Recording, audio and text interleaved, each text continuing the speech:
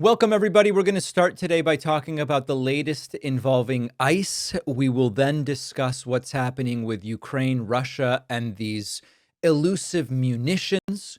We are going to look at the White House roundtable involving African leaders, which was a complete and total humiliation for Donald Trump. We're going to hear from Aaron Parnas. We will hear about Kristi Noem's latest declarations regarding the Texas floods. And we're also going to talk about a new Biden cancer conspiracy theory. So it is, I think we should record and save today's show rather than doing what we normally do, which is after it's done being recorded, we immediately hit the delete button and then that's it. We'll keep this one. So let's start with, not metaphorically, but literally, Trump's ICE running over protesters. Trump's ICE drove a vehicle through a crowd of protesters in San Francisco. A woman was clinging to the hood. She was thrown off, almost run over.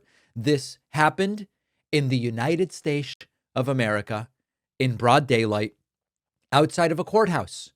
And under Donald Trump's orders, we now have ICE, Immigrations and Customs Enforcement, really behaving like an occupying military force, which of course is the authoritarian dream.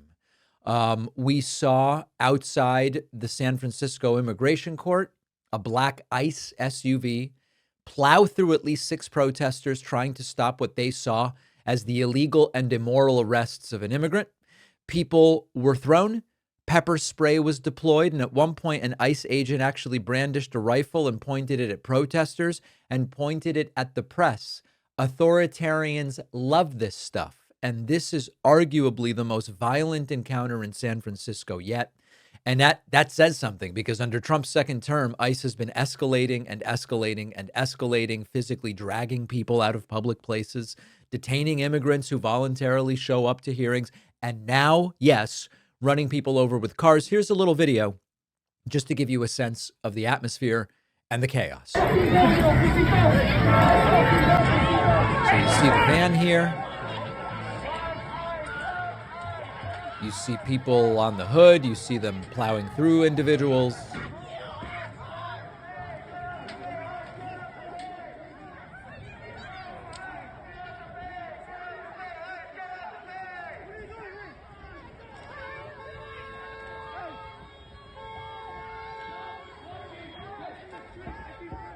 We now have a number of individuals sort of pressing back on the hood as the van moves forward.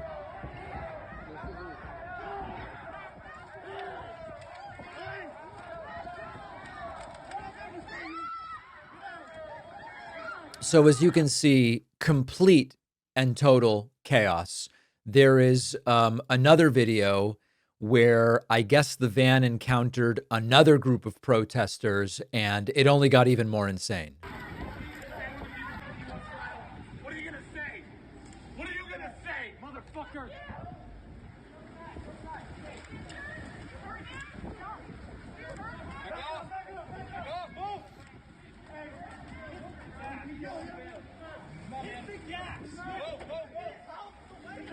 And there goes the van. So listen, it is not lost on me that you are not allowed to just block traffic, right?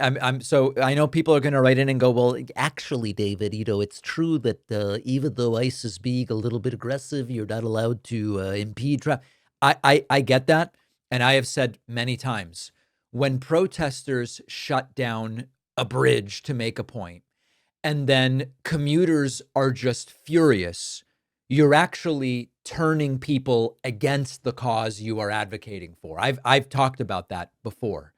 What we are seeing here, of course, is desperation, not in the general sense. Let's shut down a bridge to inform people about climate change. This is ICE is doing specific actions at the direction of Trump. These are arguably against the law. We are not giving people due process. We are not even doing what Trump said was going to be done.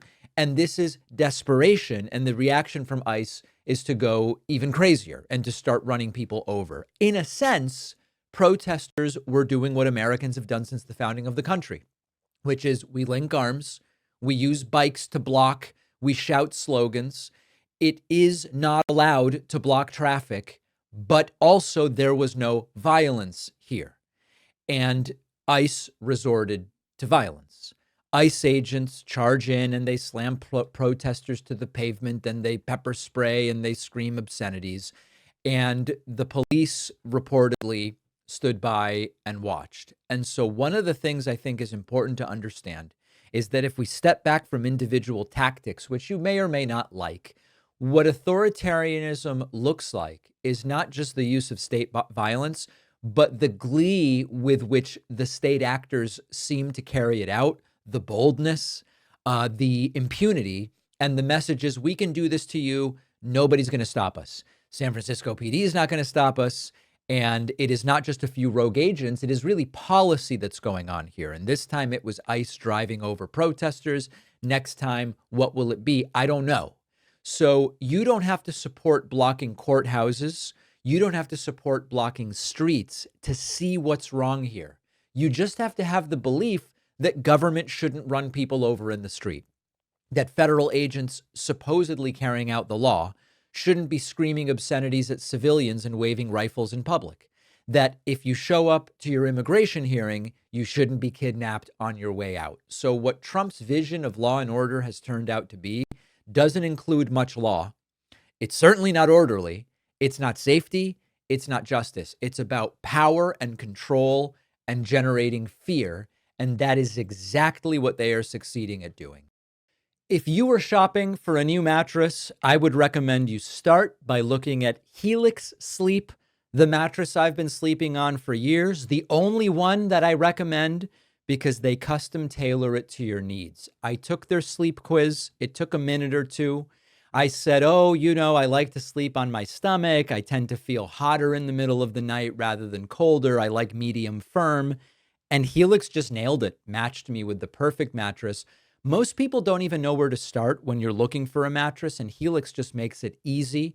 There is really no substitute for the mattress that's right for you.